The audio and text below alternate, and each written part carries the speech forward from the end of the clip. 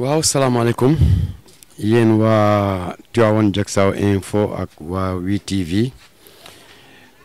di leen remercier vraiment ci yëg-yëg bi ngeen am ci ñun ba tax tey ji ngeen ñëwoon bëggoon a taataan suñu gis-gis ak suñu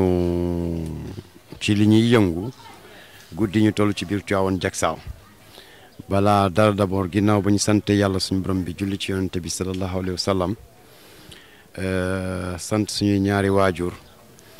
ñu ngi ñaanal tamit yàlla kilifa diine kilifa aada yi fi nekk ci réew mi yal na leen fi yàlla saxal bàyyi leen ba ci kanam ak kanam ak kanam donc dine man maa ngi tudd Gagny Gadiaga mais ñëpp gën maa xamee ci Papis Gadiaga doon ab benn citoyen rek commun boo xam ne daal ci giiru dundam mu ngi doon toujours rek di jéem a yëngu ci loo xam ne xëñ na mën na jëmale réewam kanam ba yàlla àttee li ñu naan le destin destin bi ni ma duggale ci politique ci loo xamante ni su ma yeboone ci ñaari at yu mujj yi la ñetti at yu mujj ma dugg ci politique donc daal waaw élection législative yi dañu dëgmal bon ay coalition wala ay mouvement indépendant yu ko mën dañoo fas yéene jongante incha allahu rabbi le 31 juillet 2022 bon mu doon loo xamante ni c'est une étape importante si suñu kii parce que tamit assemblée nationale fa la ñuy voter loi yi di proposer ay loi luy mën a jëmale réew kanam réew moo gis man nag nit ki moom faw nga am foo féete parce que après le lendemain élection locale yi may fàttali ne nekkoon naa candidat ci mouvement indépendant parce que mouvement citoyen parce que man musuma politique musuma bokk benn parti politique ay doomu aadama ni man amoon ci man yaakaar vu combat yi ma doon def ñu ne ma faw nga ñëw nga ñëw ñu def la suñu candidat yàlla atte ñuy bëre di jóg ka daanu ba keroog bi ñu demee élection yàlla atte y avait 10 candidats ñu bokkoon ci coalition bu ñuy wax gox yu bees y avait 10 candidats dans Tivaouane Diacksao ñun ñu génn ci deuxième ba loolu amee nag aussi le chef de l'État le président Macky Sall contacté ñu par la voix de madame la présidente Mimi Touré mi nga xam ne tey jii moom mooy tête de liste nationale bu coalition Benno Bokk Yaakaar approché ñu fexe aussi daal ñu waxtaan quand elle nous a convaincu mu fexe aussi ñu dem ba ci kanamu le chef de l'État lañ fa waxante kooku tamit convaincre ñu ñu nekkoon ay genre porteur de voix comme on dit yóbbu woon fa mbébétu askan bi ba ñu toogee waxtaan daal ñu déggoo ci kàddu depuis lors nag on a pris l'engagement suñu mouvement yëpp ma leeral ko pas man parce que man ñi xam ni may doxale xam ne man ñi sama ginnaaw la ñu bëgg loolu laa bëgg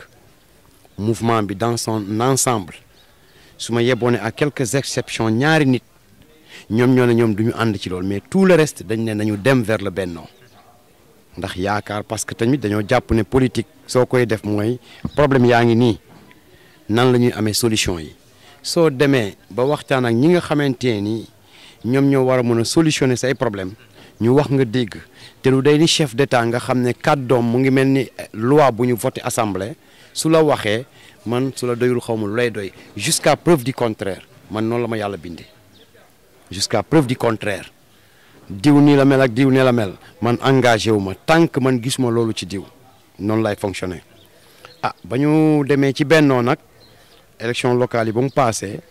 man entre temps ma war a dellu bitim réew parce que depuis plus d'une vingtaine d'années aussi fa la doon dund ba tey fa laay dund pour l'instant jusqu'à preuve du contraire ma dellu woon bitim réew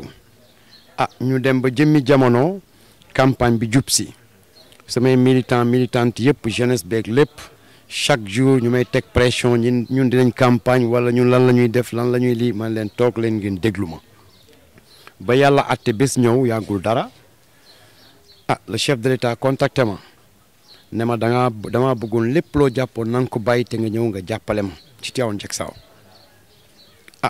ñu daal di tamit def ni mu ko waxee ni da ngay am kilifa bi ma ko waxee aussi moi j'ai pas hésité parce que aussi ak lu métti métti mu ngi mel ni même soo doon liggéey guerre am ci sa réew même les civils am na fu guerre di toll yàlla nañ ci yàlla musal bu boobaa liggéey ça vient après il faut venir au combat se joindre au combat ñu ñëw nag ba ñëwee ba tey jii ñu ngi waxtaan ak les citoyens il y avait une certaine léthargie dem nañ yëngalaat ñëpp yaa ngi dégg yëngalaat ñëpp lépp lu fi jaaroon ci wàllu yàqute tamit yëpp yàlla mu ngi ñuy suturaal defar nañu lépp ba tey jii teewaat nañu mouvement bi suñu loxo yaa ngi dégg fas yéene def campagne pour la victoire totale du Benno dans Tivaouane Diacksao incha allahu rabbi le 31 juillet 2022 loolu daal moo ñu tax a jóge bitim réew ba tey jii ci loolu la ñuy dox suba ngoon guddeeg bëccëg suba ngoon faire en sorte que le Benno Bokk Yaakaar dans Tivaouane Diacksao ñu gagné largement au soir du 31 juillet 2022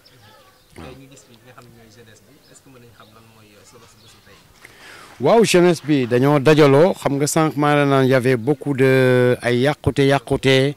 donc bon ñu defaroon remobiliser waat les troupes comme on dit vous me permettez le mot wax leen suñu gis-gis suñu vision te ñun loolu la ñu gëm mbir mi c'est pas un problème de personne c'est un problème d'ensemble ku xool tey jii ñetti fan yi taw bi ni mu téye activités yi man démb ci biir ndox mi laa doon liggéey bi may yegg sama kër il était presque 1h moins du matin donc ku gis tey jii ni dëkk bi mel ku gis insécurité bi ku gis chômage endémique bi yaa ngi dégg ak yeneen i problème mais kan moo ko war a saafara ku dul politique c'est la politique à trouver les solutions te ñun de am nañ yaqin am nañu yaakaar ne fa ñu jublu foofu la bañ koy def aussi c'est avec conviction que ni xëñ na problème yi ñuy dund fii amaana ñii mën nañu cee jàppale ñu solutionner ko même su dee à 70% ndokk parce que tamit la vie c'est une continuité dañoo ñaan yàlla bés ñëw ñeneen tamit continuer combat bi parce que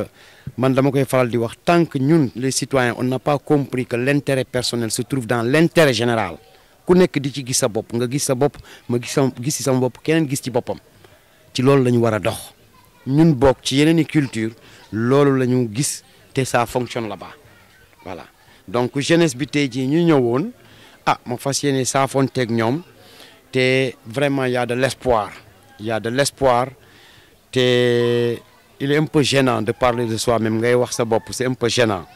mais de man ak ñoom contrat de confiance la confiance bi ñu am ci man damay ñaan yàlla un jour ñëw ñu comprendre réellement le sens de mon combat xam nga te saa su ne loolu lay ñaan yàlla bés ñëw ñu ne ndekete lii moo taxoon muy reyante c'est le sens de mon combat donc jeunesse bi tey ji damaa ñëwoon doon saafonteeg ñoom comme ba ma ñëwee ba tey tout le temps maa ngi ci biir jeunesse beeg lépp voilà. léegi mot de la fin bi lan lay doon. mot de la fin bi xanaa di bon vraiment di wax ne man damay dox ci mbedd Tivaouane Diacksao depuis lendemain local yi ba tey quelquefois je me dis que ni man xaw ma lu ma defal dëkk bi parce que vraiment ci local bi lu ne xeex nañu xuloo nañu ay sëy naroon naa tas ngir man yaa ngi dégg ak leneen toute la jeunesse mobilisée parce qu'il y avait cet espoir cette lueur d'espoir qui reposait sur mes frêles épaules mais di leen wax ne ña comprendrewul c'est demain qu'ils vont comprendre Papis ba woon fa mu nekkoon ba muy combattre démb ak bërki démb ba tey ci loolu la ne man ak ñi may côtoyer tous les jours jeunesse bi jigéen ñi les notables léegi war ngaa seen benn kii woo ma fi benn notable ne ma ndaw yi yenn saay ma waranteeg ñoom parce qu'ils n'ont pas compris mais ñun on a compris ton combat te ñoom xëñ na ëllëg la ñuy xam li nga doon xeex donc di leen wax ni rek man de maa ngi leen di jaajëfal ñëpp ña ca sonnoon ca local ya jàpp ci nag sur tous les plans surtout la jeunesse et les femmes vraiment que c'est le moment de le remercier du fond du cœur def nañ lu ne mais aussi àdduna tamit noonu la yenn saay seen compagnonnage faw ngeen dem ba xëñ na sédd kii ku ne jox sa yoon bopp mais man de duñu dox dégg ba dégg ne wax naa ci kenn lu ñaaw wax naa ci kenn lu bon ça jamais yéene ba ma amoon ci ñoom tey la yéene boobu gën a yaatuwaat te déjà man bi ma ñëwee avant may ñëw am na de petits projets yoo xamante ni bariwul pourtant li ñu ciy dépensé bariwul mais ça peut créer aussi des emplois maa ngi ciy dox yàlla nag moom mooy sottal mais man de am naa yéene bi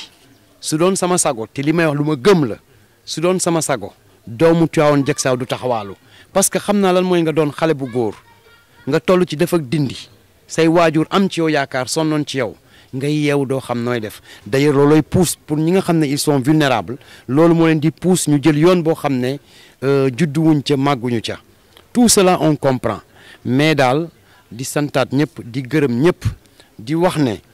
incha allah ñi nga xamante ne ginnaaw yàlla suñu borom bi ba tey ji ñu ngi am ci man confiance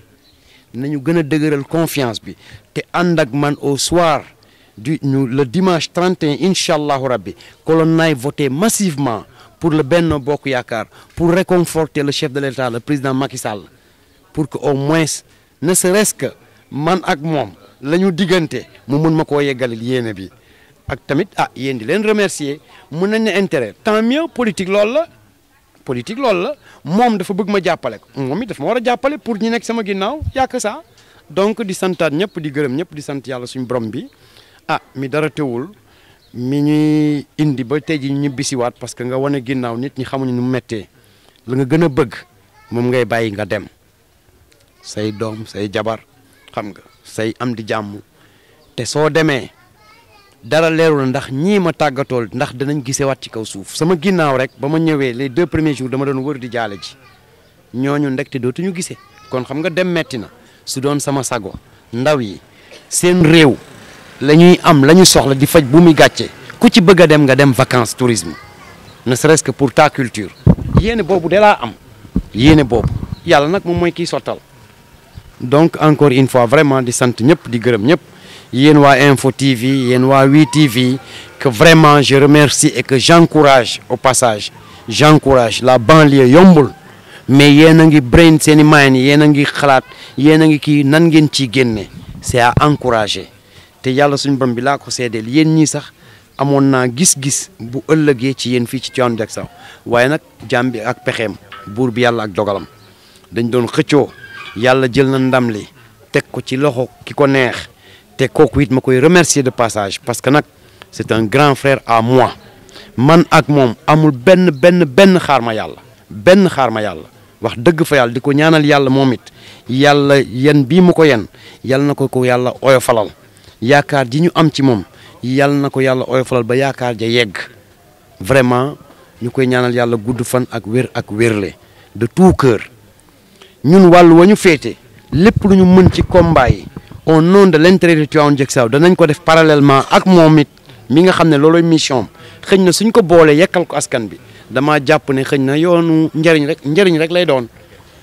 ça c'est l'esprit républicain l'esprit démocratique rien pas d'animosité ay saagante ay xastante man damay faral di wax ne yow bokkuma ak yow yoon bi ñu ànd dangaa jël sa yoon ma nangul la ko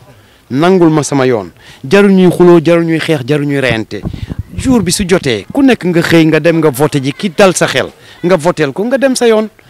c'est ça dans la paix dans la démocratie xam nga la stabilité sociale parce que nag sans la paix on ne peut rien construire il nous faut la paix la stabilité loolu rek la di leen jaajëfalaat merci beaucoup